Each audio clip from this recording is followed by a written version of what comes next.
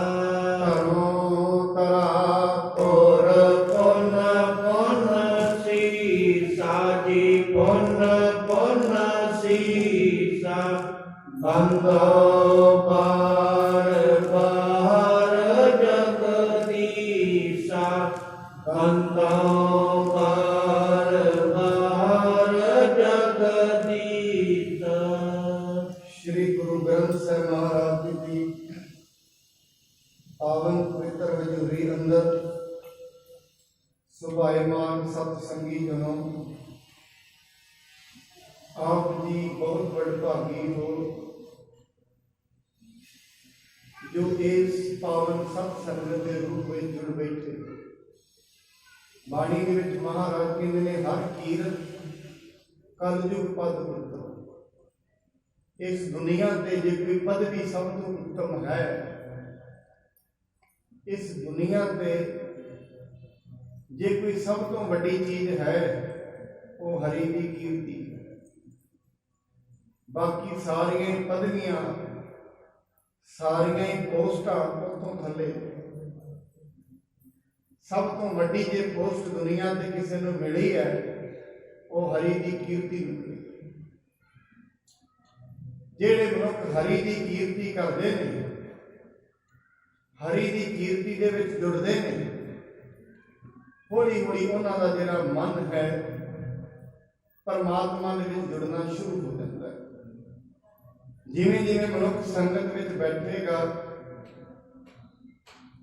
गुरु के महान बोलों को सुनेगा, उन्हों के मार्गदर्शन से चलेगा, नाम से चलेगा, गुरबाणी से चलेगा, परमात्मा के रब्बी हुक्म को मनेगा। उवें उवें मनुख के सुभाव के अंदर बदलाव आता है। मनुख दियां जिथे आर्थिक तौर पर स्थितियां बदल जांदियां ने, परिस्थितियां बदल जांदियां ने, उत्थे शारीरिक तौर पर भी उस दियां आदतां बदलदियां, उसकी दृष्टि निर्मल हो जाती है, मनुख का वेखना निर्मल हो जाता है, सुनना निर्मल हो जाता है, बोलना मीठा हो। कल आप ये विचार कर रहे थे, गुरु साहब जी महाराज ने बाबा प्रीति चंद को बुला के जो चिट्ठियां गुरु अर्जन साहब जी ने दित्तियां ने उस दे बारे जानना किया है। पर अगों क्योंकि प्राणी कछु ना चेतई मद माया कहन। कहो नानक बिन हर भजन परत ताहि जम धन। बाबा प्रीति चंद जी की अवस्था ऐसी ही है। माया ने इन्ना उन्होंने मोह लिया है, गुरु जी के सामने खड़े ने सवाल ते जवाब करी जाते। बाणी के महाराज ने सवाल जवाब दोवें करे मुझ तो हम पूछा जाए। महाराज जी के सामने खड़े होके झूठ बोलते हैं। ये नहीं जानते जिन्हों के सामने खड़े होकर झूठ बोल रहे हैं वो कौन। तो आओ हम जिन्हें अगे कथा चलती है बड़े प्रेम अदब सत्कार सहित श्रवण करिए। आरंभ करने तो पहला सतगुरु जी वालों बख्शे पावन गुरमंत्र का संग पाइए। सतनाम श्री वाहे गुरु साहिब जी। सतनाम श्री वाहे गुरु साहिब जी। प्रीतिये ने कीनस इशनाना, चाहत सतगुर पास प्याना। अंतरजामी सतगुरु जी ने ਜਦੋਂ बाबा प्रीति चंद जी कहते हैं मेरे को चिट्ठियां नहीं, गुरु साहब जी ने एक सेवक को बुलाया। सेवक को बुला के ਉਹਦੇ ਕੰਨਾਂ ਦੇ ਵਿੱਚ ਕਿਹਾ ਵੀ ਇਸ ਦੇ ਘਰ ਤੁਸੀਂ ਜਾਓ ਤੇ ਇਸ ਦੇ ਘਰ ਦੇ ਨੂੰ ਕਹਿਣਾ ਵੀ ਬਾਬਾ प्रीति चंद जी ने ਇਸ਼ਨਾਨ ਕੀਤਾ ਹੈ ਤੇ ਉਹਨਾਂ ਦੇ ਇਸ਼ਨਾਨ ਦੇ ਲਈ ਸਾਨੂੰ ਵਸਤਰ ਚਾਹੀਦੇ ਹਨ। ਜਮ ਪਹਿਰਨ ਹਿਤ ਮੰਗਵਾਵਤ, ਪਟਿਓ ਮੋਹੇ ਆਇਓ ਉਤਲਾਵਤ। इस करके उन्होंने घर जाके ये कहना है बाबा प्रीति चंद जी ने इशनान किया ते जेडे कपड़े वो पाउंदे ने मंगवाए ने गुरु दरबार दे विच ही वो खड़े करन। सुन सिख दयो गुरु पुन कहो, इस कागत में काज न लह्यो।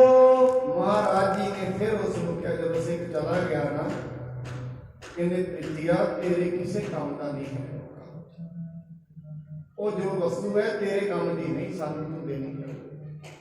दोबारा सतगुरु जी उसको पूछ रहे हैं हमो दिखावत क्यों नह सोऊ, इसमें साहस मत के मोह। कहते भाई तू सानू विखाउंदा क्यों नहीं, इन्नी हट बुद्धि क्यों धारण की है।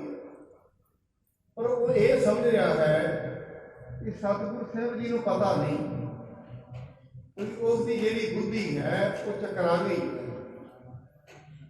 माया ऐसी चीज होंगी है भावें वो शारीरिक बल होए, भावें वो शारीरिक तौर पर होर कोई वस्तु होए, भावें पैसा होए, भावें पदवी होए, भावें जप तप भी होए। ये भी कई बारी मनुख नूं अहंकार दे विच लै आउंदा है। जिवें ये चीज़ां मनुख दे कोल आउंदियां नहीं, किते ना किते थोड़ा थोड़ा मनुख के सुभाअ दे विच बदलाव आना शुरू हो जाता है। जिवें जिवें मनुख दे कोल धन वधदा है ना, जिवें जिवें माइक वस्तुआं वधदियां ने, मनुख के सुभाअ दे अंदर बदलाव आउंदा है। हौली हौली उसके संस्कार ने जिहड़े बदलने शुरू होते, हौली हौली उसकी मत मैली हो जाती है। जदों ही मत मैली होती है भ्रिष्ट हो जाती है। जदों मत भ्रिष्ट हो जाए फिर सामने गुरु भी खड़ा होए, गुरु की भी मनुख कदर नहीं करता। सामने गुरु भी खड़ा हो, सामने संत भी खड़ा होए, उसकी कोई कदर नहीं करता। मत ऐसी चकरा जाती है। क्यों? क्योंकि एक झूठ जिहड़ा मनुख ने रोज रोज बोलना है, रोज रोज उन्हें करना है, एक दिन वो बड़ा सारा हो गया सामने आना। फिर उसका जिहड़ा मन है सच्चियां गल्लां दे विच नहीं लगेगा। जिनके चित कठोर रहे से बहन न सतगुरु पास। जिन्हां दे चित कठोर होंदे ने महाराज ने प्राणी कछु न चेतई मद माया है। माया का मद, माया का नशा ऐसा ही होता है। मनुख के कोलों सच ते झूठ की विचार खुंझ जाती है। ये वास्ते चंगा की है माड़ा की है इसको पता नहीं लगता। मैं इस गल के साक्षात प्रमाण सिख इतिहास आउंदा है। गुरु साहब जी के सामने एक सिख गुरु गोबिंद सिंह जी के सामने ढाल लेके आ गया दरबार। सतगुरु जी महाराज के जी ढाल है वो विखाई। गुरु साहब जी कहते ढाल बड़ी वधिया, कहते महाराज अठां धातां दी बनी है, ਇਹਦੇ ਵਿੱਚੋਂ ਗੋਲੀ ਵੀ ਪਾਰ नहीं करनी। ਸਾਰੇ ਸਿੱਖਾਂ ਨੇ ਬੜੀ ਤਾਰੀਫ ਕੀਤੀ, ਵਿੱਚ ਦੂਜੇ ਵੀ ਬੈਠੇ ਸਨ। ਉਹਨਾਂ ਵੇਖਿਆ ਵੀ ਹੁਣ ਢਾਲ ਦੀ ਇੰਨੀ ਸਿਫਤਾਂ ਕਰ ਰਿਹਾ ਹੈ, ਇਹ ਤੇ ਕਹਿ ਨਹੀਂ ਰਿਹਾ ਵੀ ਗੁਰੂ ਜੀ ਤੁਹਾਡੀ ਕਿਰਪਾ ਨਾਲ ਬਣੀ ਹੈ, ਇਹ ਤੇ ਕਹਿ ਰਿਹਾ ਬੜੀ ਮਜ਼ਬੂਤ ਬਣੀ ਹੈ। ਬੜੀਆਂ ਸਿਫਤਾਂ ਕਰ ਰਿਹਾ ਸੀ ਢਾਲ ਦੀਆਂ। ਸਤਿਗੁਰੂ ਜੀ ਕਹਿੰਦੇ ਨੇ ਕੁਝ ਨਾਲ ਬੈਠੇ ਨੇ ਸਿੱਖ, ਕਹਿੰਦੇ ਮਹਾਰਾਜ ਇਹ ਤੋਂ ਗੋਲੀ ਵੀ ਪਾਰ ਨਹੀਂ ਜਾਣੀ। ਨਾਲ ਦੇ ਕਹਿੰਦੇ ਜੇ ਗੁਰੂ ਗੋਬਿੰਦ ਸਿੰਘ ਜੀ ਗੋਲੀ ਚਲਾਉਣ ਤਾਂ ਵੀ ਨਹੀਂ ਜਾਏਗੀ, ਕਹਿੰਦੇ ਨਹੀਂ ਜਾਏਗੀ। ਮਾਇਆ ਨੇ ਹਿਰ ਲਿਆ। ਜਦੋਂ ਮਨੁੱਖ ਦੀ ਮੱਤ ਹਿਰ ਲਈ ਜਾਂਦੀ ਹੈ ਫਿਰ ਐਸੇ ਬਚਨ ਬੋਲਦਾ ਹੈ, ਕਹਿੰਦੇ ਨਹੀਂ ਜਾਏਗੀ। ਮਹਾਰਾਜ ਦੁਨੀਆ ਦਾ ਕੋਈ ਵੀ ਮਨੁੱਖ ਜੋ ਗੋਲੀ ਮਾਰੇ ਤਾਂ ਨਹੀਂ ਜਾਏਗੀ। ਨਾਲ ਦੇ ਸਿੱਖ ਕਹਿੰਦੇ ਸਤਿਗੁਰੂ ਜੀ ਫਿਰ ਟਰਾਈ ਕਰਕੇ ਦੇਖੋ ਤੁਸੀਂ। ਮਹਾਰਾਜ ਨੇ ਅੱਜ ਤੇ ਨਹੀਂ, ਹੁਣ ਕੱਲ ਦੇ ਦਰਬਾਰ ਵਿੱਚ ਅਸੀਂ ਬੰਦੂਕ ਦੀ ਗੋਲੀ ਚਲਾਵਾਂਗੇ, ਕੱਲ ਨੂੰ ਵੇਖਾਂਗੇ ਢਾਲ ਦੀ ਕਿੰਨੀ ਮਜ਼ਬੂਤ ਹੈ। ਨਾਲ ਦਿਆਂ ਨੂੰ ਲੈ ਕੇ ਚੱਲ ਪਿਆ। ਕੋਈ ਸਿਆਣੇ ਸਿੱਖ ਉਹਨੂੰ ਬੇਨਤੀ ਕਰਦੇ ਨੇ ਥੋੜਾ ਜਿਹਾ ਆਪਣੇ ਮਨ ਦੇ ਹੰਕਾਰ ਨੂੰ ਨਹੀਂ ਮੰਨਦਾ। ਇਹ ਜਿਹੜੀ ਮਾਇਆ ਹੈ ਇਹਨੇ ਤੇਰੇ ਮਨ ਨੂੰ ਚਕਰਾ ਦਿੱਤਾ, ਕੋਈ ਬੁੱਧੀ ਨੂੰ ਭ੍ਰਿਸ਼ਟ ਕਰ ਦਿੱਤਾ ਹੈ। ਤੂੰ ਕਿਹਨਾਂ ਦੇ ਸਾਹਮਣੇ ਕਿਹੜਾ ਵਚਨ ਕਰ ਰਿਹਾ ਕਿ ਤੈਨੂੰ ਪਤਾ ਹੈ? ਮੈਨੂੰ ਨਹੀਂ ਪਤਾ। ਕਹਿੰਦੇ ਤੂੰ ਗੁਰੂ ਗੋਬਿੰਦ ਸਿੰਘ ਜੀ ਨੂੰ ਕਹਿ ਕੇ ਆਇਆ ਜਿਹੜੇ ਤਿੰਨਾਂ ਲੋਕਾਂ ਦੇ ਬਾਬੀ ਨੇ, ਉਹ ਤੇ ਜਾਣ ਧਰਤੀ ਨੂੰ ਉਲਟਾ ਸਿੱਧਾ ਕਰ ਸਕਦੇ ਨੇ, ਇੰਨੀ ਪਾਵਰ ਦੇ ਮਾਲਕ ਨੇ ਉਹ। ਕਿਹਨਾਂ ਸਾਹਮਣੇ ਇਹ ਗੱਲ ਸਮਝ ਲੱਗ ਗਈ। ਕਰਮ ਚਾਹੇ ਠੀਕ ਹੀ ਹੋਣਗੇ। ਵੈਸੇ ਤੇ ਜਦੋਂ ਕਰਮ ਪੁੱਠੇ ਹੋ ਜਾਂਦੇ ਨੇ ਬੜੇ ਲੋਕ ਮਨੁੱਖ ਨੂੰ ਸਮਝਾਉਂਦੇ ਨੇ ਆ ਕੇ, ਕਦੇ ਪਰਮਾਤਮਾ ਰਿਸ਼ਤੇਦਾਰਾਂ ਦੇ ਵਿੱਚ ਆ ਕੇ ਸਮਝਾਉਂਦਾ ਹੈ, ਕਦੇ ਯਾਰਾਂ ਦੋਸਤਾਂ ਦੇ ਵਿੱਚ ਆ ਕੇ ਸਮਝਾਉਂਦਾ ਹੈ, ਕਦੇ ਗੁਰਦੁਆਰੇ ਦੇ ਗ੍ਰੰਥੀ ਕਿਤੇ ਪੁਜਾਰੀ ਦੇ ਵਿੱਚ ਵੀ ਸਮਝਾਉਂਦਾ ਹੈ ਕਿ ਮਨੁੱਖ ਇਹ ਤੇਰੇ ਵਾਸਤੇ ਠੀਕ ਨਹੀਂ। ਪਰ ਐਸਾ ਮਨੁੱਖ ਫਿਰ ਸਮਝਦਾ ਨਹੀਂ। ਜਦੋਂ ਮੱਤ ਭ੍ਰਿਸ਼ਟੀ ਜਾਏ ਫਿਰ ਤੇ ਉਹਨੂੰ ਸਮਝ ਆਉਂਦੀ। ਬੜੇ ਲੋਕਾਂ ਨੂੰ ਵਾਰ-ਵਾਰ ਸਮਝਾਉਂਦਾ ਪਰ ਉਹਦੇ ਕਰਮ ਠੀਕ ਸਨ, ਇੱਕਦਮ ਸਮਝ ਚ ਆ ਗਈ, ਖਾਨੇ ਛੱਡ ਗਈ। ਨਾਲ ਹੀ ਕਹਿੰਦੇ ਫਿਰ ਹੁਣ ਇੰਨੀ ਗੱਲ ਤੇ ਮੈਂ ਕਹਿ ਦਿੱਤੀ ਹੈ, ਬੇਇੱਜ਼ਤੀ ਤੇ ਮੇਰੀ ਕੰਮ ਬਖਸ਼ਿਆ ਹੋਏਗੀ, ਮੇਰੇ ਦਾ ਹੱਲ ਕੀ ਹੈ? ਹੱਲ ਤੇ ਕਹਿੰਦਾ ਇਹਦਾ ਇੱਕ ਹੀ ਹੈ ਕਿ ਤੂੰ ਹੁਣ ਸਤਿਗੁਰੂ ਜੀ ਅੱਗੇ ਅਰਦਾਸ ਕਰ। ਜਿਹੜੀ ਅਰਦਾਸ ਹੈ, ਅਰਦਾਸ ਦੇ ਵਿੱਚ ਨਿਮਾਣਾ ਪੜ ਹੁੰਦਾ, ਕਿਉਂਕਿ ਅਰਦਾਸ ਉਹਦੇ ਅੱਗੇ ਕੀਤੀ ਜਾਂਦੀ ਹੈ ਜਿਹੜਾ ਆਪਣੇ ਤੋਂ ਵੱਡਾ ਹੋਵੇ। ਮਨੁੱਖ ਮੰਗਦਾ ਉਹਦੇ ਕੋਲ ਹੀ ਜਿਹੜਾ ਆਪਣੇ ਤੋਂ ਵੱਡਾ, ਤੇ ਪਰਮਾਤਮਾ ਤੇ ਸਭ ਤੋਂ ਵੱਡਾ ਹੈ। ਕਿ ਤੂੰ ਸਾਰੇ ਗੁਰੂ ਸਾਹਿਬਾਨਾਂ ਦਾ ਨਾਮ ਲੈ ਕੇ ਨਾ ਅਰਦਾਸ ਕਰ ਲੈ, ਹੋ ਸਕਦਾ ਹੈ ਤੇਰੀ ਜਿਹੜੀ ਇਹ ਅਰਦਾਸ ਸਫਲ ਹੋ ਜਾਏ। ਉਹਨੇ ਪੰਜਾਂ ਸਿੰਘਾਂ ਨੂੰ ਨਾਲ ਲਿਆ ਕੇ ਅਰਦਾਸ ਕਰਾ। ਜਦੋਂ ਅਰਦਾਸ ਕਰਾਈ ਸਵੇਰੇ ਦਰਬਾਰ ਲੱਗਾ, ਮਹਾਰਾਜ ਗੋਲੀ ਚਲਾਉਣ ਲੱਗੇ ਨੇ, ਗੋਲੀ ਚੱਲੀ ਗਈ। ਮਹਾਰਾਜ ਨੂੰ ਕਹਿੰਦੇ ਭਾਈ ਗੁਰਾਂ ਰਾਤ ਨੂੰ ਕੀ ਕਰਦਾ ਰਿਹਾ? ਇਹ ਗੋਲੀ ਤੇ ਚੱਲ ਜਾਣੀ ਸੀ, ਤੇਰੀ ਅਰਦਾਸ ਦੀ ਚੱਲ ਜਾਣੀ ਸੀ। ਇਸ ਕਰਕੇ ਸਾਧ ਸੰਗਤ ਮੈਂ ਬੜੀ ਬੜੀ ਇਹ ਬੇਨਤੀ ਕਰਦਾ ਹਾਂ, ਬਾਣੀ ਕਰਮਾਂ ਨੂੰ ਵੱਡਿਆ ਨਹੀਂ ਮੰਨਦੀ, ਮਨੁੱਖ ਦੇ ਅੰਦਰ ਦੇ ਪ੍ਰੇਮ ਤੇ ਅਰਦਾਸ ਨੂੰ ਵੱਡਾ। ਕਰਮ ਹੋ ਸਕਦਾ ਹੈ ਮਨੁੱਖ ਦੇ ਪ੍ਰਿਸ਼ਟ ਵੀ ਹੋਣ, ਪਰ ਜੇ ਦਿਨ ਸਮਝ ਲੱਗ ਗਈ ਨਾ, ਕਹਿ ਦਿੱਤਾ ਆਪਣੇ ਮਨੋਂ ਮੇਰੇ ਕਰਮ ਠੀਕ ਨਹੀਂ, ਸਮਝ ਜੇ ਦਿਨ ਉਹਨੇ ਕਹਿ ਦਿੱਤਾ ਨਾ ਮੇਰੇ ਠੀਕ ਨਹੀਂ, ਪਰਮਾਤਮਾ ਠੀਕ ਕਰ ਦੇ, ਉਸ ਦਿਨ ਠੀਕ ਹੋ ਜਾਏ। ਇੱਕੋ ਵਾਰੀ ਕਹਿ ਮਹਾਰਾਜ ਬਾਣੀ ਦੇ ਵਿੱਚ ਕਹਿੰਦੇ ਨਿਮਕ ਸਿਮਰਤ ਜਿਤ ਛੁਟੈ, ਨਿਰਵਾਣ ਕੀਰਤਨ ਗਾਵੋ ਕਰਤੇ ਕਾ, ਨਿਮਕ ਸਿਮਰਤ ਜਿਤ ਛੁਟੈ। ਜਪ ਵੀ ਭਾਵੇਂ ਨਾ ਹੋਏ, ਜਪ ਤਪ ਸੰਜਮ ਧਰਮ ਨਾ ਕਮਾਇਆ, ਸੇਵਾ ਸਾਧ ना जानिया हरवाया, कहो नानक हम नीच कर्मा, शरण परे की खा। मैं बड़ा नीच करनी हाँ, मंद करनी हाँ, हे परमात्मा मेरे को शरण में आया तेन रख ले। ਜਦੋਂ ਮਨੁੱਖ ਐਸੀ ਬੇਨਤੀ ਕਰਦਾ ਹੈ परमात्मा के दर ते कबूल हो जाती है। सिमरन करो जहाँ सो धरी, अरी न धरो देहो पर हरी। महाराज कहते बेटा प्रीतिया याद कर, अड़ी क्यों कर रहे हो? ये जी अड़ी को फड़ी हुई है साढ़े सामने बार बार गलत गल करी जाता, इसनूं त्याग दे, ये ठीक नहीं होती।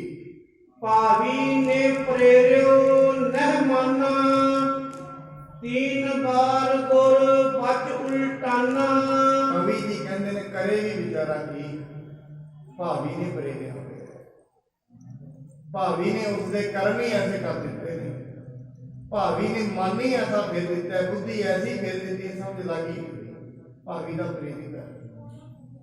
इस करके गुरु साहब के वचन उन्हें 3 बारी फेरे, 3 बारी महाराज ने पूछा, 3 बारी उन्हें महाराज के वचनों को फेर दिता है। रिस कर बोलियो मेरो कहो, रावण ने सब झूठो लह्यो।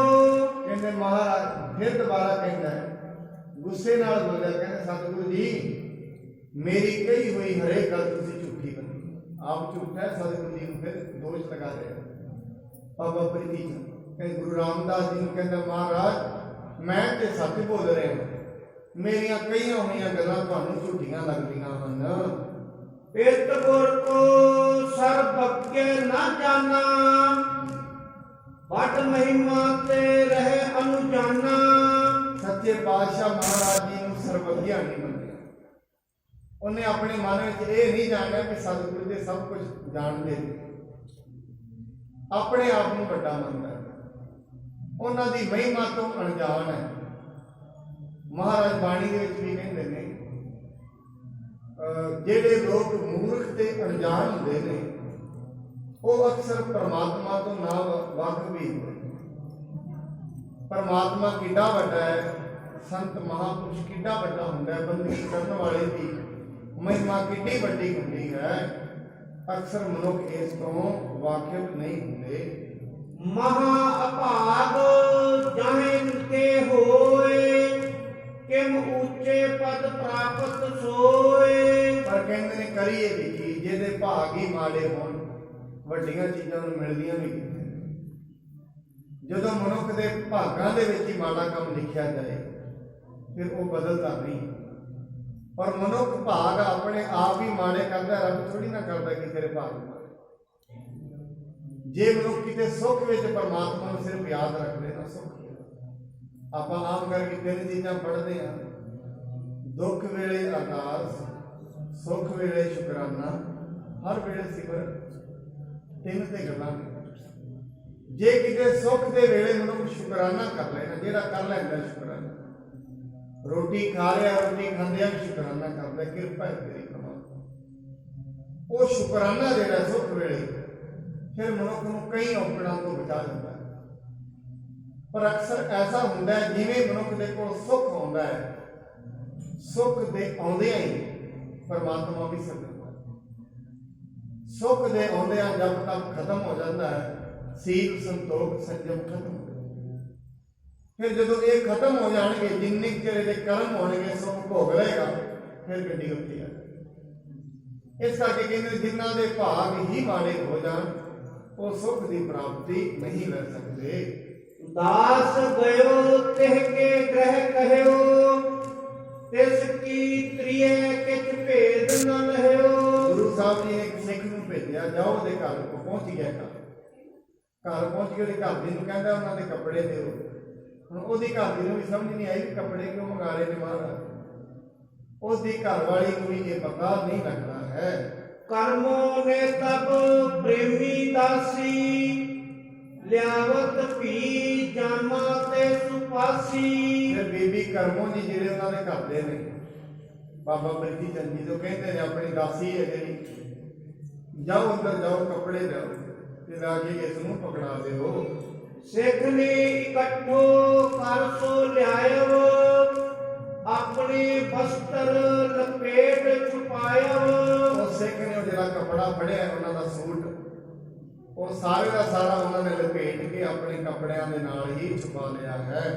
ਕੋ ਨਹਿ ਜਾਣ ਸਕੇ ਇਸ ਭਾਂਤੀ, ਆਨ ਦਿਓ ਗੁਰ ਕੋ ਜੁਤ ਪਾਤੀ। ਉਹਨਾਂ ਨੇ ਕੱਪੜੇ ਵਿੱਚ ਲਪੇਟ ਕੇ ਲਿਆ ਕੇ ਗੁਰੂ ਰਾਮਦਾਸ ਮਹਾਰਾਜ ਜੀ ਦੇ ਸਾਹਮਣੇ ਰੱਖ ਦਿੱਤਾ ਹੈ। ਮਹਾਦੇਵ ਕੋ ਤਬੈ ਹਕਾਰਾ, ਅਪਰ ਦੀਵਾਨ ਲਗਾਇਓ ਸਾਰਾ। ਗੁਰੂ ਰਾਮਦਾਸ ਜੀ ਬੈਠੇ ਨੇ, ਬਾਬਾ ਮਹਾਦੇਵ ਜੀ ਸਾਰੇ ਬੈਠੇ ਨੇ ਤੇ ਗੁਰੂ ਸਾਹਿਬ ਜੀ ਦਾ ਦਰਬਾਰ ਲੱਗਿਆ ਹੋਇਆ, ਸੰਗਤਾਂ ਬੈਠੀਆਂ ਹਨ। ਸਿਆਣੇ ਸਿੱਖ ਅਨੇਕ ਸੁਹਾਏ, ਸਮਝਿਤ ਜਿਨਹੂ ਬੇਕਾਰ ਬਿਹਾਏ। ਹੋਰ ਵੀ ਕਈ ਸਿਆਣੇ ਸਿੱਖ ਬੈਠੇ ਨੇ ਜਿਨ੍ਹਾਂ ਨੇ ਵਕਾਰਾਂ ਨੂੰ ਆਪਣੀ ਬਿਰਤੀ ਦੇ ਨਾਲ ਮਨ ਨੂੰ ਇਕਾਗਰ ਕਰਕੇ ਬਹਾ ਦਿੱਤਾ ਹੈ। ਕੋ ਸਤਿਗੁਰ ਕੇ ਮੁਖ ਕੋ ਦੇਖਤ, ਕੋ ਪ੍ਰੀਤੀਏ ਕੀ ਕ੍ਰਾਂਤ ਪ੍ਰੇਖਤ। ਕਹਿੰਦੇ ਕੋਈ ਤੇ ਗੁਰੂ ਜੀ ਵੱਲ ਦੇਖ ਰਿਹਾ, ਕੋਈ ਪ੍ਰਿਥੀਆ ਸਾਹਮਣੇ ਖੜਾ ਉਹਦੇ ਵੱਲ ਦੇਖ ਰਿਹਾ ਵੀ ਇਹਦੇ ਨਾਲ ਕੀ ਬਣੇਗਾ। ਕਿਉਂਕਿ ਸਾਧ ਸੰਗਤ ਅਸਲ ਦੇ ਵਿੱਚ ਜਿਹੜਾ ਮਨੁੱਖ ਹੁੰਦਾ ਹੈ ਨਾ, ਉਹਦਾ ਜੇ ਉਹਨੇ ਗੁਰੂ ਧਾਰਨ ਕੀਤਾ ਫਰਜ਼ ਉਹਦਾ ਇੱਕ ਹੀ ਹੈ। ਜੇ ਸਤ ਸੰਗਤ ਦੇ ਵਿੱਚ ਆਉਂਦਾ ਹੈ, ਸਤ ਸੰਗਤ ਦੀ ਗੱਲ ਨੂੰ ਮੰਨੇ, ਭਲਾ ਉਹਦਾ ਮੰਨਣ ਨਾ। ਰੋਜ਼ ਰੋਜ਼ ਉਹ ਮਨੁੱਖ ਆਏਗਾ, ਠੀਕ ਹੈ, ਅੱਜ ਕੱਲ੍ਹ ਮੰਨਣ ਵਿੱਚ ਨਹੀਂ ਆ ਰਹੀ, ਭੁੱਲ ਜਾਂਦਾ ਹੈ। ਅੱਜ ਇੱਥੋਂ ਜਾਏਗਾ, ਬਾਹਰ ਜਾਂਦੇ ਕੁਝ ਚੀਜ਼ਾਂ ਵਿਸਰ ਜਾਂਦੀਆਂ। ਉਹਦਾ ਕਾਰਨ ਇੱਕ ਹੈ, ਹੌਲੀ ਹੌਲੀ ਮਨੁੱਖ ਦੇ ਕਰਮ ਬਦਲਦੇ ਨੇ, ਹੌਲੀ ਇੱਕੋ ਦਮ ਨਹੀਂ। ਭਾਵ ਜਿਹੜਾ ਲੱਗਦਾ ਹੈ ਹੌਲੀ ਹੌਲੀ ਲੱਗਦਾ ਹੈ, ਔਰ ਮਨੁੱਖ ਪਰਮਾਤਮਾ ਤੋਂ ਦੂਰ ਵੀ ਜਾਂਦਾ ਹੈ, ਹੌਲੀ ਹੌਲੀ ਜਾਂਦਾ, ਇੱਕੋ ਦਮ ਹੌਲੀ ਹੌਲੀ ਜਾਂਦਾ ਹੈ, ਹੌਲੀ ਹੌਲੀ ਨੇੜੇ। ਤੇ ਯਾਦ ਰੱਖਣਾ, ਰੋਜ਼ ਰੋਜ਼ ਸੰਗਤ ਵਿੱਚ ਆਉਂਦਿਆਂ ਅੰਦਰ ਜਿਹੜਾ ਭਾਵ ਹੈ ਉਹ ਵੱਡਾ ਹੋ ਜਾਂਦਾ ਹੈ। ਪ੍ਰਭੂ ਸਾਧ ਸੰਗਤ ਮੈਨੂੰ ਭਾਵ ਨਾ ਹੋ, ਭਾਵ ਪੈਦਾ ਨਹੀਂ ਹੁੰਦਾ ਸਤ ਸੰਗਤ ਤੋਂ। ਸਤ ਸੰਗਤ ਵਿੱਚ ਆਉਂਦਿਆਂ ਰੋਜ਼ ਰੋਜ਼ ਭਾਵ ਬਣਦਾ ਹੈ। ਮਨੁੱਖ ਦੀ ਜਿਹੜੀ ਆਤਮ ਹੈ, ਕਿਉਂਕਿ ਆਤਮਾ ਦੀ ਖੁਰਾਕ ਹੈ ਸੰਗਤ, ਜਿਵੇਂ ਜਿਵੇਂ ਸੰਗਤ ਹੁੰਦੀ ਹੈ ਇਹ ਮਨ ਦੀ ਖੁਰਾਕ ਹੈ। ਮਨ ਨੂੰ ਰੋਜ਼ ਰੋਜ਼ ਜੇ ਖੁਰਾਕ ਮਿਲੇਗੀ, ਮਨ ਬਲਵਾਨ ਹੋ ਜਾਏਗਾ, ਵਕਾਰਾਂ ਦਾ ਸਾਹਮਣਾ ਕਰੇਗਾ। ਜਿਹੜੀ ਇਸ ਦੇ ਅੰਦਰ ਤਰੰਗਾਂ ਉੱਜਦੀਆਂ ਨੇ ਵਿਕਾਰਾਂ ਦੀਆਂ, ਇਸ ਨੂੰ ਸਮਝ ਲੱਗ ਜਾਏਗੀ, ਰੋਕ ਪਾਉਣ ਵਾਲਾ ਬਣ ਜਾਏਗਾ ਹੌਲੀ ਹੌਲੀ। ਨੇ ਇੱਕ ਵਾਰੀ ਦੁਨੀਆ ਦਾ ਸੁਕਰਾਤ ਹੋਇਆ, ਬੜਾ ਵੱਡਾ ਫਿਲੋਸਫਰ, ਉਹਦੇ ਚੇਲੇ ਬੈਠੇ ਹੋਏ ਸਨ, ਇੱਕ ਬੋਡੀ ਲੈਂਗੁਏਜ ਪਛਾਣਨ ਵਾਲਾ, ਜਿਹੜੇ ਮਨੁੱਖ ਦੇ ਚਿੰਨ੍ਹ ਵੇਖ ਕੇ ਦੱਸਦੇ ਨੇ ਇਹਦੇ ਵਿੱਚ ਕੀ ਕੀ ਹੈ। ਕਹਿੰਦੇ ਉਹਦੇ ਸਿਰ ਨੂੰ ਵੇਖ ਕੇ ਕਹਿੰਦਾ ਹੈ, ਉਹ ਜਿਹੜਾ ਜੋਤਿਸ਼ ਆਇਆ ਸਰੀਰ ਦੇ ਚਿੰਨ੍ਹਾਂ ਤੋਂ ਪਛਾਣ ਕਰਦਾ ਹੈ। ਕਹਿੰਦੇ ਇਹ ਜਿਹੜਾ ਮਨੁੱਖ ਮੈਨੂੰ ਸਨਕੀ ਤੇ ਸਿਰ ਫਿਰਿਆ ਲੱਗਿਆ, ਸੁਕਰਾਤ ਨੂੰ ਕਹਿੰਦਾ। ਚੇਲਿਆਂ ਨੂੰ ਬੜਾ ਗੁੱਸਾ ਚੜਿਆ ਇਹਦੇ ਕੋਲ। ਉਹਦੇ ਬੁੱਲਾਂ ਨੂੰ ਵੇਖ ਕੇ ਕਹਿੰਦਾ ਮੈਨੂੰ ਇਵੇਂ ਵੀ ਲੱਗਦਾ ਇਹ ਲੋਭੀ ਵੀ ਹੈ। ਕਿਉਂਕਿ ਮਨੁੱਖ ਦੇ ਜਿਹੜੇ ਚਿੰਨ੍ਹ ਹੁੰਦੇ ਨੇ ਨਾ ਸਰੀਰ ਦੇ, ਸਰੀਰਿਕ ਤੌਰ ਤੇ ਇਹ ਵੀ ਇੱਕ ਸਾਇੰਸ ਹੈ, ਇਹ ਪਛਾਣ ਹੁੰਦੀ ਹੈ। ਇੰਨਾ ਡੂੰਘਾ ਕੋਈ ਕੋਈ ਵਿਰਲਾ ਵਿਰਲਾ ਮਨੁੱਖ ਜਾਂਦਾ ਹੈ, ਹਰੇਕ ਮਨੁੱਖ ਇੰਨੀ ਡੂੰਘਾਈ ਦੇ ਵਿੱਚ ਨਹੀਂ ਜਾਂਦਾ। ਇਹ ਸਾਰੀਆਂ ਗੱਲਾਂ ਉਹਨੇ ਜਦੋਂ ਉਹਨੂੰ ਆਖੀਆਂ, ਸੁਕਰਾਤ ਦੇ ਚੇਲੇ ਉਹਨੂੰ ਪੁੱਛਦੇ ਨੇ, ਉਹਨੂੰ ਮਾਰਨ ਲੱਗੇ ਜੋਤਿਸ਼, ਕਹਿੰਦੇ ਮਾਰੋ ਨਾ, ਕਹਿੰਦੇ ਠੀਕ ਬੋਲਦਾ ਹੈ, ਕਹਿੰਦੇ ਇਹਦਾ ਮਤਲਬ ਤੁਸੀਂ ਲੋਭੀ ਵੀ ਹੋ? ਕਹਿੰਦੇ ਹਾਂ।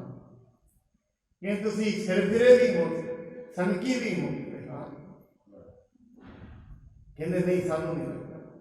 ਕਹਿੰਦੇ ਅਸਲ ਦੇ ਵਿੱਚ ਇਹਨੇ ਮੇਰੇ ਬਾਹਰੋਂ ਲੱਛਣ ਵੇਖ ਕੇ ਇਹ ਗੱਲ ਕਹੀ ਹੈ, ਪਰ ਜਿਹੜੇ ਵਿਵੇਕ ਦੇ ਨਾਲ ਮੈਂ ਆਪਣੇ ਲੋਭ ਨੂੰ ਰੋਕਿਆ ਹੋਇਆ ਉਹ ਇਹਨੂੰ ਨਹੀਂ ਪਤਾ। ਇਹਨੇ ਮੇਰਾ ਲੱਛਣ ਲੋਭ ਦਾ ਤੇ ਵੇਖ ਲਿਆ ਹੈ, ਪਰ ਜਿਹੜਾ ਮੇਰੇ ਅੰਦਰ ਵਿਵੇਕ ਹੈ ਪਰਮਾਤਮਾ ਨੇ ਦਿੱਤਾ, ਜਿਹਦੇ ਨਾਲ ਮੈਂ ਲੋਭ ਨੂੰ ਕੰਟਰੋਲ ਕਰਕੇ ਰੱਖਦਾ, ਉਹ ਇਹਨੂੰ ਨਹੀਂ ਪਤਾ।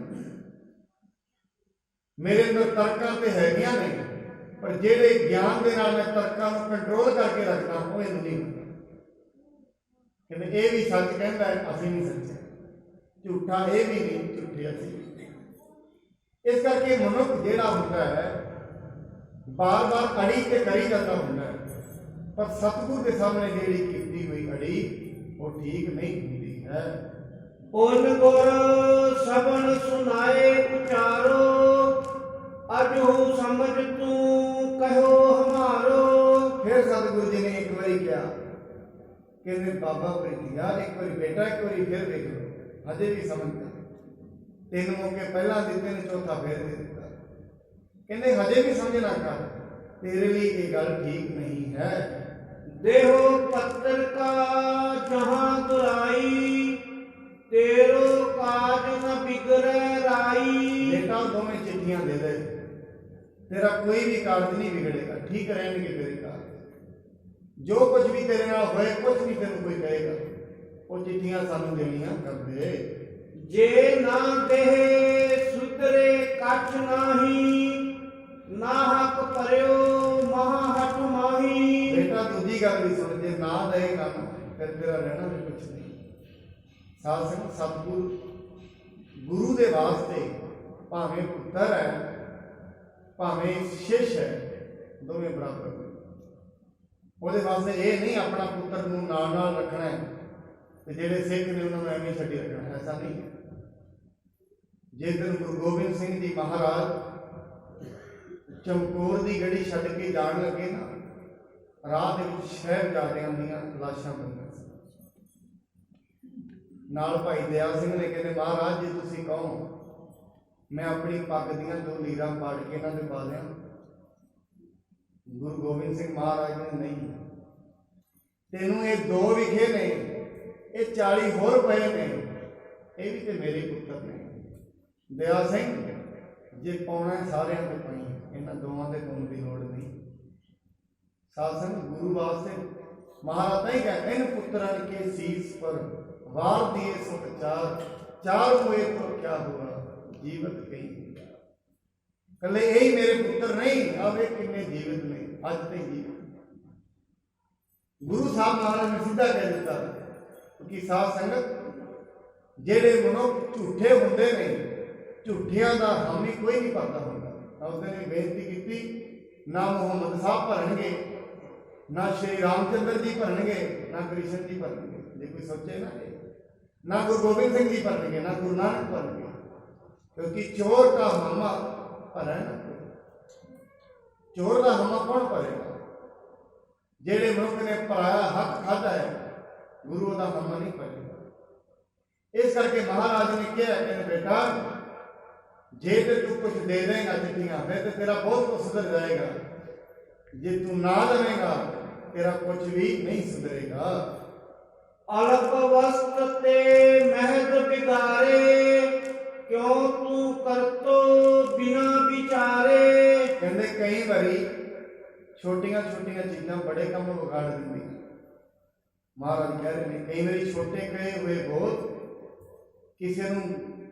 किसी की आत्मा को दिखाए हुए बोल बड़ा कुछ बिगाड़ देंगे हैं। कई कहते इन्हों तो अज मैनूं याद है एक पिंड दे विच इवें ग्रंथी सिंह के पिछे रौला हो गया। एक पार्टी दूजी साइड चुकी, दूजी साइड चुकी, एक दे विचों एक कहंदे ने असीं ते रखना है। इन्नी कैश दे विच आया कहना इत्थे देखो ने आके गुरु साहब जी के गुटका साहब बस सुते ने अपने वालों ते आके महाराज दी फोटोआं बस कैश विच आए। ये मेरी छोटियां छुट्टियां बड़ा कुछ बिगाड़ देंदियां। ऐसा काम बनया ना तो कोई बच्चा, ये तो लिखण दी गल है, ना कोई बच्चा नौकरी लगा। जिन्नी जमीन थी सारी होंदे होंदे सारे 2 बच्चे सन, दोवें पग नहीं रहे। छोटिया छोटिया चीज़ां बड़ा कुछ बिगाड़ देंगे। कई बार एक छोटा जा कर्म बड़ा बड़ा वड्डा हो नहीं पड़ता है। सतगुरु जी महाराज ने कहा बेटा ये ठीक नहीं, हट का तो खुदा का वैर होंदा है, हौमै नावै नाल विरोध है, दोए ना वसै एक था। परमात्मा के नाल वैर होंदा है हट का, हट चंगी नहीं। परमात्मा से जो झुकता है वही चंगा लगता है। निवे सगोरा हुए मिठत नीवी नानका गुण चंगियाइयां तक, अड़ना ठीक नहीं। पर साध संगत अड़ बैठा ते सतगुरु जी महाराज दोबारा उसनूं पुछ रहे हैं। सगरी सभा सुनत तिस स्थान, कहे न समझो महद अजान। सारी संगत बैठ के सुन रही थी। ਸਾਰੇ ਵਾਰ-ਵਾਰ ਕਹਿ ਰਹੇ ਨੇ, ਪਰ ਬੜਾ ਅਣਜਾਣ ਬਾਬਾ ਪ੍ਰੀਤੀ ਚੰਦ। ਐਸਾ ਅੰਦਰ ਭਾਵੀ ਨੇ ਉਹਦੇ ਸਿਰ ਦੇ ਉੱਤੇ ਚੜਾਇਆ, ਭਾਵੀ ਐਸੀ ਚੜੀ ਕਿ ਸਾਧ ਸੰਗਤ ਜਦੋਂ ਮਨੁੱਖ ਮਾਇਆ ਨੂੰ ਧਾਰਨ ਕਰ ਲੈਂਦਾ ਨਾ, ਗੋਲਾ ਤੇ ਅੰਨਾ ਹੋ ਜਾਂਦਾ। ਉਸ ਨੂੰ ਨਾ ਰੱਬ ਵੇਖਦਾ ਹੈ, ਨਾ ਰਿਸ਼ਤੇਦਾਰ ਵੇਖਦੇ, ਕੁਛ ਵੀ ਨਹੀਂ, ਅੰਨਾ ਹੋ ਜਾਂਦਾ ਗੋਲਾ ਵੀ। ਉਸ ਨੂੰ ਸੁਣਾਈ ਵੀ ਕੁਛ ਨਹੀਂ ਦਿੰਦਾ, ਗੁਰੂ ਦੇ ਬੋਲ ਵੀ ਸੁਣਾਈ ਨਹੀਂ ਦਿੰਦੇ। ਵੱਡੇ ਵੱਡੇ ਬੋਲ ਕਹਿੰਦੇ ਨੇ, ਹਰ ਨਾਕਸ਼ ਦੁਸ਼ਟ ਹਰ ਮਾਰਿਆ, ਪ੍ਰਹਿਲਾਦ ਤਰਾਇਆ, ਇਹ ਵੱਡੇ ਵੱਡੇ ਬੋਲ ਵੀ ਸੁਣਦੇ ਨਹੀਂ। ਉਹਨੂੰ ਸਿਰਫ ਆਪਣਾ ਹੰਕਾਰ ਵੱਡਾ ਲੱਗਦਾ ਹੈ। ਇਸ ਕਰਕੇ ਹੱਟ ਦੇ ਵਿੱਚ ਆ ਕੇ, ਹੰਕਾਰ ਦੇ ਵਿੱਚ ਆ ਕੇ ਬਾਬਾ ਪ੍ਰੀਤੀ ਚੰਦ ਗੁਰੂ ਸਾਹਿਬ ਨੂੰ ਜਵਾਬ ਦੇ ਰਿਹਾ ਹੈ। ਕਹਿਤ ਭਇਓ ਵਿਪਰਹੀ ਫੇਰੇ, ਪੱਤਰੀ ਤੇ ਕਿਆ ਬਨਵ ਵਡੇਰੇ। ਫਿਰ ਮਹਾਰਾਜ ਨੂੰ ਵੱਡਾ ਬੋਲਿਆ, ਕਹਿੰਦੇ ਸੱਚੇ ਪਾਤਸ਼ਾਹ ਚਿੱਠੀਆਂ ਨਾਲ ਕੀ ਵੱਡਾ ਬਣ ਜਾਣਾ, ਮੈਂ ਤੁਹਾਡੀ ਚਿੱਠੀਆਂ ਦਾ ਕੀ ਕਰਨਾ। ਇਹੋ ਜਿਹੀ ਗੱਲਾਂ ਗੁਰੂ ਸਾਹਿਬ ਕਹਿੰਦੇ, ਚਿੱਠੀਆਂ ਨਾਲ ਮੈਂ ਵੱਡਾ ਬਣ ਜਾਵਾਂਗਾ, ਮੇਰੇ ਕੋਲ ਤੁਹਾਡੀਆਂ ਕੋਈ ਚਿੱਠੀਆਂ ਨਹੀਂ ਹਨ। ਕਹਿ ਢਿਗ ਰਾਖ ਰਾਜ ਇਹ ਲੇਵੋ, ਦੁਲਭ ਵਸਤ ਕਿਆ ਤਿਸ ਤੇ ਸੇਵੋ। ਕਹਿੰਦੇ ਮੈਂ ਇਹ ਚਿੱਠੀਆਂ ਰੱਖ ਕੇ ਰਾਜ ਮਿਲ ਜਾਏਗਾ ਮੈਨੂੰ, ਇਹੋ ਜਿਹੀਆਂ ਗੱਲਾਂ। ਕਹਿੰਦੇ ਇਹ ਚਿੱਠੀਆਂ ਮੈਂ ਆਪਣੀ ਜੇਬ 'ਚ ਰੱਖਾਂਗਾ, ਮੈਨੂੰ ਰਾਜ ਮਿਲ ਜਾਣਾ, ਮੇਰੇ ਕੋਲ ਨਹੀਂ ਹਨ। ਇਹ ਚਿੱਠੀਆਂ ਰੱਖਣ ਨਾਲ ਮੇਰਾ ਕਿਹੜਾ ਕਾਰਜ ਸਫਲੇਗਾ। ਸੁਰ ਸ੍ਰੀ ਰਾਮ ਦਾਸ ਬਚ ਕਹੈ, ਵਡਿਆਈ ਤੁਮ ਭਾਗ ਨ ਅਹੈ। ਸਤਿਗੁਰੂ ਜੀ ਸਹਿ ਸਵਾਏ ਬੋਲੇ, ਬਾਬਾ ਪ੍ਰੀਤੀਆ ਤੇਰੇ ਭਾਗਾਂ 'ਚ ਵਡਿਆਈ ਨਹੀਂ, ਤੇਰੇ ਕਰਮ ਮਾੜੇ ਹੋ ਗਏ। ਜਿਹੜਾ ਤੂੰ ਬਾਰ-ਬਾਰ ਜਵਾਬ ਤੇ ਜਵਾਬ ਦੇਈ ਜਾਂਦਾ ਹੈ ਨਾ, ਇਹ ਲੱਛਣ ਨੇ, ਇਹ ਦੱਸ ਰਹੇ ਨੇ ਤੇਰੇ ਭਾਗਾਂ 'ਚ ਵਡਿਆਈ ਜਾਣ ਵਾਲੀ ਹੈ। ਇਹਨਾਂ ਨੇ ਵਿਸ਼ੇ ਬੁੱਧੀ ਵਿਨਾਸ਼ ਕਰ ਲਈ। ਜਦੋਂ ਵਿਨਾਸ਼ ਹੋਣਾ ਹੁੰਦਾ, ਲੱਛਣ ਪਹਿਲਾਂ ਵੱਢ ਜਾਂਦਾ। ਵੱਡਾ ਰਾਵਣ ਹੈ, ਕਿੰਨਾ ਵੇਦਾਂ ਦਾ ਪੜ੍ਹਿਆ ਲਿਖਿਆ, ਛੋਟੀ ਜੀ ਗਲਤੀ। ਭਰਾਵਾਂ ਨੇ ਵੀ ਬਾਰ-ਬਾਰ ਕਿਹਾ, ਕਹਿੰਦੇ ਹੱਥ ਛੱਡ ਦੇ, ਕਿਸੇ ਦੀ ਇਸਤਰੀ ਨੂੰ ਘਰ ਵਿੱਚ ਰੱਖਣਾ ਚੰਗੀ ਗੱਲ ਨਹੀਂ। ਠੀਕ ਹੈ, ਸਾਡੀ ਭੈਣ ਦੀ ਨਰਾਦਰੀ ਕੀਤੀ, ਉਹਨਾਂ ਤੋਂ ਬਦਲਾ ਲੈ। ਇਹਨਾਂ ਦੀ ਇਸਤਰੀ ਨੂੰ, ਸ਼੍ਰੀ ਰਾਮ ਚੰਦਰ ਦੀ ਇਸਤਰੀ ਨੂੰ ਛੱਡਿਆ ਤੂੰ। ਭਰਾਵਾਂ ਨੂੰ ਉਹ ਕਹਿੰਦਾ ਹੈ, ਤੁਸੀਂ ਮੇਰੇ ਨਾਲ ਲੜਨਾ ਲੜੋ, ਨਹੀਂ ਤੁਸੀਂ ਨਹੀਂ ਲੜੋ। ਹੱਥ ਫੜ ਦੇ। ਦੁਰਯੋਧਨ ਨੂੰ ਬੜੀ ਵਾਰੀ ਸਮਝਾਇਆ, ਕ੍ਰਿਸ਼ਨ ਜੀ ਦੂਤ ਬਣ ਕੇ ਗਏ। ਕ੍ਰਿਸ਼ਨ ਜੀ ਨੂੰ ਕਹਿੰਦਾ, ਜਾਂ ਤੇ ਚੁੱਪ ਰਹੋ, ਨਹੀਂ ਆ ਸਭਾ ਦੇ ਵਿੱਚ ਹੀ ਬੰਦੀ ਬਣਾ ਲਵਾਂ। ਇਹੋ ਜਿਹੀਆਂ ਗੱਲਾਂ, ਕਿਉਂਕਿ ਜਦੋਂ ਬੁੱਧੀ ਫਿਰ ਜਾਂਦੀ ਹੈ। ਦੁਰਯੋਧਨ ਨੂੰ ਸਮਝਾਇਆ, ਰਾਵਣ ਨੂੰ ਸਮਝਾਇਆ, ਔਰ ਸਾਧ ਸੰਗਤ 1 ਲੱਖ ਪੂਤ 1.25 ਲੱਖ ਨਾਤੀ, ਤੇ ਰਾਵਣ ਘਰ ਦੀਆ ਨਾ ਬੰਦੀ। 1 ਲੱਖ ਪੁੱਤਰ 1.25 ਲੱਖ ਰਿਸ਼ਤੇਦਾਰ, ਏਡਾ ਵੱਡਾ ਰਾਜ ਭਾਗ ਹੁੰਦਾ ਇੱਕ ਛੋਟੀ ਜੀ